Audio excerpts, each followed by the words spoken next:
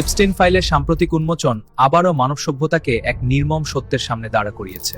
অভিযোগ উঠেছে, সমাজের উচ্চস্তরের কিছু প্রভাবশালী ব্যক্তির হাতে নারীকে মানুষ হিসেবে নয়, বরং নিছক ভোগের বস্তু হিসেবে দেখা হয়েছে। ক্ষমতা, অর্থ এবং প্রভাবের আড়ালে মানুষ কতটা অমানবিক হয়ে উঠতে পারে, যেখানে সম্মান নয়, মানবতা নয়, বরং লালসা ও ক্ষমতার অপব্যবহার ছিল প্রধান শক্তি। আজ বিশ্ব এই ঘটনাকে দেখছে নৈতিক অবক্ষয়ের এক ভয়াবহ প্রতিচ্ছবি হিসেবে। কিন্তু আমাদের জন্য এই বাস্তবতা নতুন নয়। এই বাংলার মাটি একসময় এমন বর্বরতার সাক্ষী হয়ে আছে। ইতিহাস বলে 1971 সালে এই ভূখণ্ডে নারীর শরীরকে নির্মমভাবে যুদ্ধের অস্ত্র হিসেবে ব্যবহার করা হয়েছিল। পাক বাহিনী, মিলিটারিরা আমাকে ধরে নিয়ে যায়। ধরে নিয়ে যাওয়ার পরে তাদের পক্ষে আমাদের 7 দিন পর্যন্ত রাখে, রাইখা খুব নির্যাতন চালায়। আমার পর নির্যাতন চালাইছে, দর্শন করছে, অনেক কিছু করছে, খেতে দেয় নাই। যদি পানি চাইছি তাহলে ডাবে তোলাই করে পড়ছে।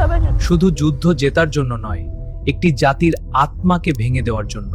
পাকিস্তানি হানাদার বাহিনী এবং তাদের দেশীয় সহযোগী রাজাকাররা পরিকল্পিতভাবে নারী নির্যাতনকে কৌশল হিসেবে ব্যবহার করেছিল। এটি ছিল না বিচ্ছিন্ন কোনো অপরাধ, এটি ছিল সংগঠিত, পদ্ধতিগত এবং ভয়ঙ্কর এক মানবতা বিরোধী অপরাধ। অসংখ্য গ্রাম পুড়েছে, হাজার হাজার পরিবার ছিন্ন ভিন্ন হয়েছে, মায়ের সামনে সন্তান নিহত হয়েছে, স্ত্রীর সামনে স্বামী, আর অসংখ্য নারী দিনের পর দিন লাঞ্ছনা ও নির্যাতনের শিকার হয়েছেন। যদি 1971 সালে সেই নির্মম অধ্যায়গুলো আধুনিক ক্যামেরায় বন্দী হতো, অনেকে বলেন অতীত ভুলে সামনে এগিয়ে যেতে হবে। কিন্তু যে সমাজ নারীর ওপর সংঘটিত অপরাধ ভুলে যায়, সেই সমাজ অজান্তেই আবার অন্ধকারের পথে হাঁটতে শুরু করে। যদি 1971 সালের সেই নির্মম অধ্যায়গুলো আধুনিক ক্যামেরায় বন্দী হতো, তবে কি মানবতার বিবেক আরো জোরে কেঁপে উঠতো না? ঋগ্বেদের প্রথম মণ্ডল 23তম সূক্ত 9ম মন্ত্রে বলা হয়েছে, মা নো দুঃশংস ঈষৎ, অর্থাৎ অসৎ ও দুষ্ট ব্যক্তি যেন কখনো ক্ষমতার আসনে বসতে না পারে।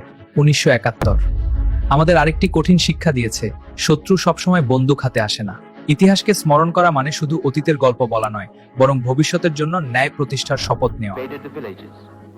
তাই সতর্ক থাকা জরুরি। নারীর মর্যাদা কোনো দয়া নয়, কোনো বিশেষ সুবিধাও নয়, কারণ ইতিহাস ভুলে গেলে অপরাধীরা আবার সাহস পায়, আর নীরবতা অনেক সময় অন্যায়ের সবচেয়ে বড় সহযোগী হয়ে ওঠে।